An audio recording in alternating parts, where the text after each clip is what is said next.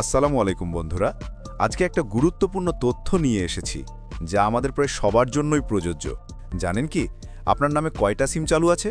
না জানলে একটু এখনই জেনে নিন, কারণ বিটিআরসি জানিয়েছে ৩০ তারিখের মধ্যে একজন ব্যক্তির নামে সর্বোচ্চ 10টা সিম রাখার অনুমতি থাকবে।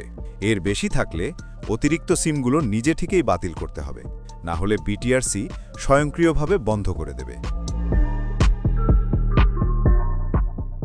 এখন প্রশ্ন, কিভাবে জানবেন কয়টা সিম আপনার নামে? খুব সহজ। মোবাইল থেকে ডায়াল করুন *16001#। তারপর দিন আপনার এনআইডির শেষ 4টি সংখ্যা।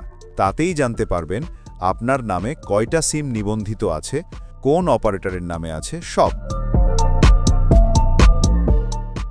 এই উদ্যোগের লক্ষ্য সাইবার নিরাপত্তা জোরদার করা, নকল সিম বন্ধ করা আর ডিজিটাল পরিচয়ের স্বচ্ছতা নিশ্চিত করা।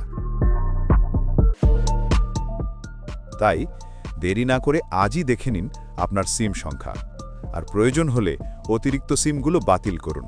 ভিডিওটা তথ্যবহুল মনে হলে শেয়ার করুন, যাতে সবাই সময় মতো জানে এবং পদক্ষেপ নিতে পারে।